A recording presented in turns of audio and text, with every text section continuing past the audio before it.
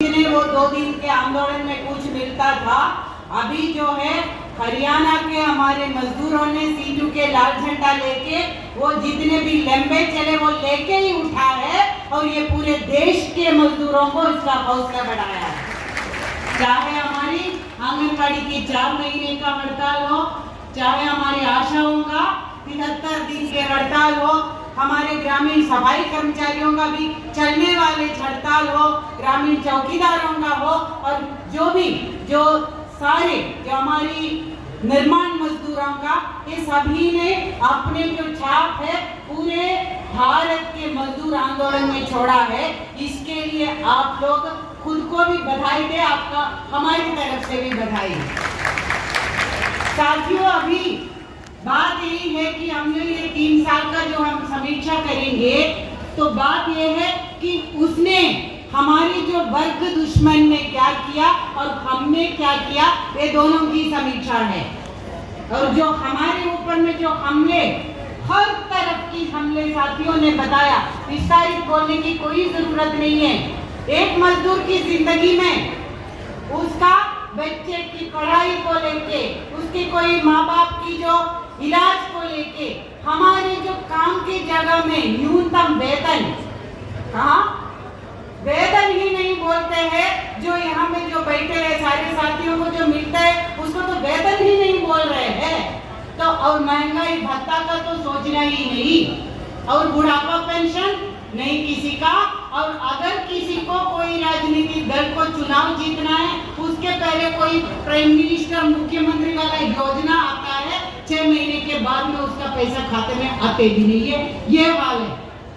और जो है ये जो हालात के अंदर में हमने अपना लड़ाई को आगे किया है, हर एक स्तर के मजदूरों ने, चाहे इवन हमारी सरकारी कर्मचारियों ने भी, उनको जो मिलते थे वो पेंशन भी बंद कर लिया, कोविड के नाम पे उनका डीए बंद कर लिया। तो हमारे मजदूरों का क्या है, उनको तो कुछ देना ही नहीं था। तो ये हालात के अंदर में हमने अपने लड़ाई करके हासिल किया है पूरे दुनिया के अंदर में, और हमारे देश में भी मजदूरों का हक वापस लिया जा रहा है, तो हमने और अपने हासिल किया है। तो ये छोटी बात नहीं है, ये इसको इसी स्तर पे और बड़े पैमाने पे आगे करना है। और साथी ने बताया 9 जुलाई का हड़ताल के बारे में। 9 जुलाई कब हुआ था, उसका तुरंत पहले क्या हुआ था, वो था ना जो पूरे ऑपरेशन सिंदूर, उसके बाद में घर सिंदूर बांटने आए थे, लोगों ने लात मार के भगा दिया। खास तौर पंजाब और हरियाणा के लोगों ने, हमारे फौजी का जीवन तुम कुर्बान कर रहे हैं, अपने लोगों के ऊपर में उनको रक्षा नहीं कर पाया है और हिंदू मुसलमानों में बांटने का कोशिश किया है, और हमारे फौजियों को जान पे तुम अपना वोट लेने के लिए कोशिश मत करो और हमारी अपनी बुनियादी हकों को दो। यही करके हमने 9 जुलाई को आंदोलन किया था। उससे पहले हम बोलते थे गाजा के बच्चों का, फलस्तीन की बच्चों के ऊपर में नरसंहार के खिलाफ में कोई बोलते तो बोलते, अरे ये लोग क्या करते हैं लाल झंडे वाले, वो तो अमेरिका वाले तो यार है, दोस्त है।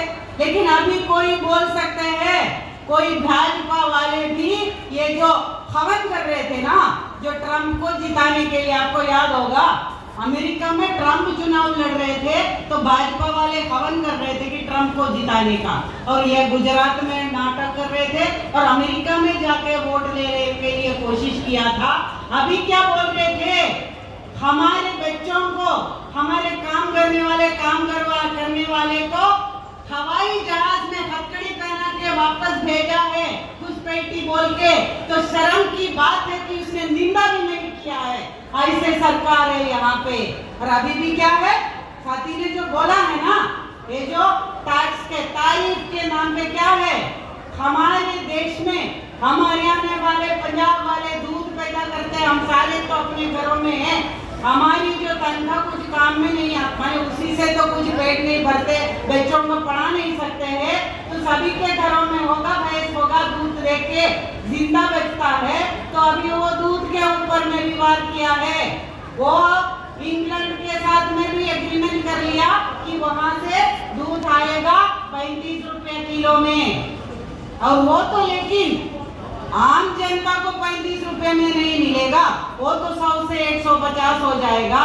लेकिन हमारे किसानों का, हमारे गरीब जो है, जो पशु पालते हैं, उनके पेट में लात मारते हैं और ये जो जाके ट्रम्प का अभी भी गुणगान गा रहे हैं। शर्म की बात है। और अभी ये देश की जनता इसको पहचान रहे हैं। वही 9 जुलाई में देखा है, हम बोलते साम्राज्यवाद के खिलाफ, तो अभी लोग सुनते हैं कि हाँ ये बात भी सही है, ये साम्राज्यवाद के खिलाफ में हमें भी बोलना है।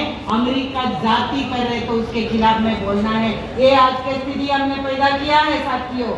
और वही वो 9 जुलाई के बाद में ये क्या किया, ये मोदी कुछ सबक सीखा, उसकी याद में अपनी उसका ऐसा पूरा नंगा कर दिया कि उसको बेशर्म से जो है चुल्लू पर पानी में डूब मरो हम बोलते हैं ना, ऐसा हालत इसको कर दिया। फिर भी वो नहीं सीखा।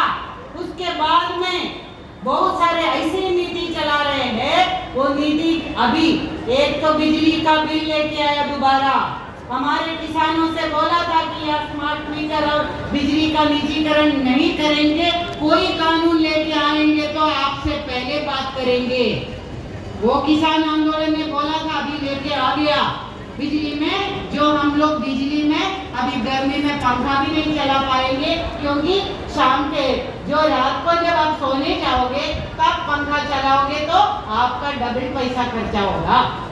ये स्मार्ट मीटर है, तो ये लेके आया है। और दूसरा अभी बोला कि श्रम कोड के खिलाफ हम आंदोलन कर रहे थे, तो श्रम कोड जो काम का खंडा बढ़ा रहे हैं, जो बोलते हैं आर्टिफिशियल इंटेलिजेंस है, रोबोट आ रहे हैं काम करने का, तो हमारा काम तो कम होना चाहिए।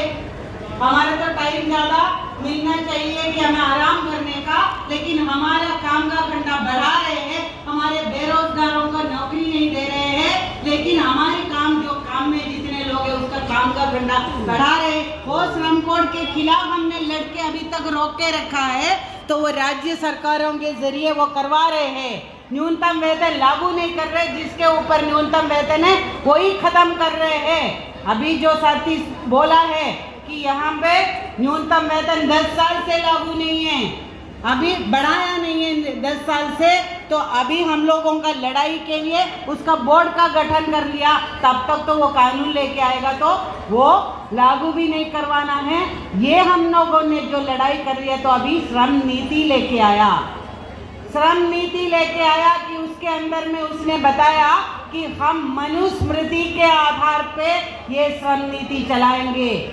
ये तो देश का आजादी के ऊपर में उसका चुनौती है। पूरे भारत, स्वतंत्र भारत का हम बोलते संविधान किसने बनाया है, उसका मुख्य जिम्मेदार जो थे कि जो भीमराव अंबेडकर,